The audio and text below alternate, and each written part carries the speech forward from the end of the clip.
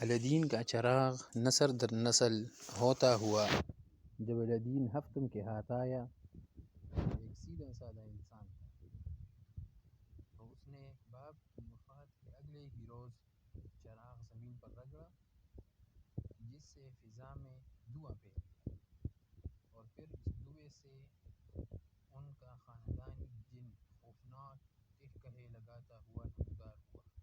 اس کے بازو مشرق اور مغرب میں پھیلے ہوئے تھے، اور قد آسمان سے باتیں کر رہا تھا۔ جب یہ دھواں چٹا اور اس قوی ہیکل جن کی دلا دینے والی آواز فضا میں گونجی، کیا حکم ہے میرے آقا؟ تو الدین افطم نے ایک نظر اسے دیکھا اور پھر کہا، ذرا دوڑ کر نکڑ والی دکان سے میرے لیے ایک سانچی پان لاؤ۔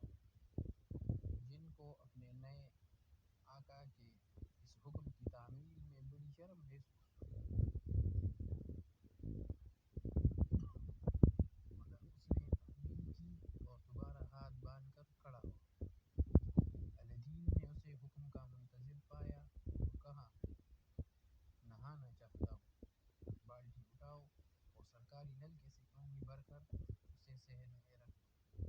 جن کو اگرچہ ایک بار پھر بڑی سبکی محسوس ہوئی، مگر اس نے کہا، جو حکم میرے آقا، کہا اور غائب ہو گیا۔ نہانے سے فراغت پا کر الدین نے ایک بار پھر چراغ رگڑا، جس پر ایک گڑگڑاہٹ سنائی دی اور خوفناک کہے لگاتا ہوا جن نمودار ہوا۔ اس نے جھٹک کر کہا، کیا حکم ہے میرے آقا؟ الدین نے کہا، بازار سے سبزی وغیرہ لے کر آؤ اور میرے لیے جلدی سے کھانا تیار کرو، مجھے بڑی بھوک لگی ہے۔ یہ سن کر جن بہت شرمسار ہوا اور گردن جھکا کر بازار کی طرف چل پڑا۔ کھانا وغیرہ کھا کر الدین نے ایک بار پھر چراغ رگڑا، جس پر جن گسیانی ہنستا ہوا نمودار ہوا اور ہاتھ باندھ کر کھڑا ہو گیا۔ الدین نے حکم دیا کہ ہمسایوں سے تھوڑی سی پتی مانگ کر لاؤ اور چائے بناؤ۔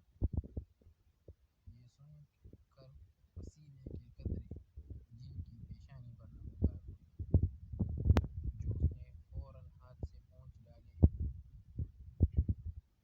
اور بعد نخواستہ حکم کی تعمیل میں مشغول ہو گیا۔ پھر یوں ہوا کہ دن، مہینے اور سال گرتے گئے اور وہ اپنے آقا کی خدمت میں اس طرح مشغول رہا